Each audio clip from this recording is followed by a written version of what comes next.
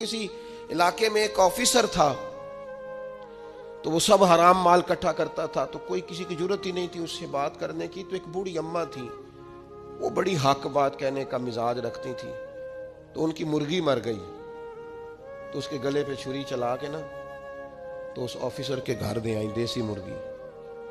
تو وہ شام کو شکریہ ادا کرنے آ گیا، کہنے لگا اماں کمال کر دیا، دیسی مرغی تو کوئی کسی کو دیتا ہی نہیں۔ کہنے لگے بیٹے نہیں، کمال والی بات نہیں، مر گئی تھی۔ تو وہ ناراض ہو گیا، کہنے لگا مر گئی تھی تو میرے گھر کیوں دے دی؟ کہنے لگی سارا محلہ جانتا ہے تو سارا حرام کھاتا ہے۔ تو میں نے کہا یہ کروڑوں حرام کھا گیا تو کوئی مشکل نہیں، تو ایک مرغی سے کیا تکلیف دے گی؟ تو اللہ نے اس کے دل میں بات ڈالی، اس کو اثر ہوا، وہ رونے لگا، کہنے لگا بات تو ٹھیک کر رہی، کروڑوں روپیہ حرام کا آئے تو وہ چونکہ نفس پسند کر رہا ہے تو وہ ٹھیک ہے، اور ایک مرغی صرف چھری نہیں چل سکی مر گئی تو اس سے الٹی آ رہی ہے، کہہ رہی ہے کیا مطلب ہے اس کا؟ وہ ہمارے ایک دوست ہیں، وہ کہتے ہیں ہمارے زمانے میں لوگ اس طرح کے پرہیزگار ہیں کہ ایک شخص کو ایک نیا جوتا مل گیا کہیں گرا ہوا، اس نے اس کا مالک ڈھونڈنا شروع کیا، کسی کا نیا جوتا گر گیا سڑک پہ تو ڈھونڈتا رہا، ایک پیر تھا، ڈھونڈتا رہا، وہ کس کا ہے بھائی کس کا ہے؟ تھوڑی دیر آگے جا کے اسے اس کا دوسرا پیر بھی مل گیا، پھر اس نے مالک ڈھونڈنا چھوڑ دیا۔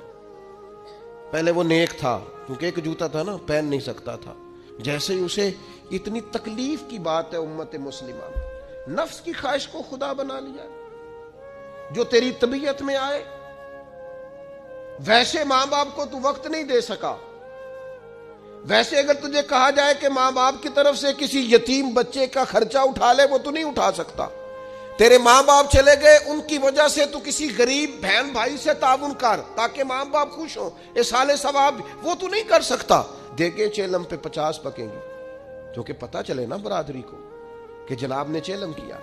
یہ نفس کی خواہش کو خدا بنا لی۔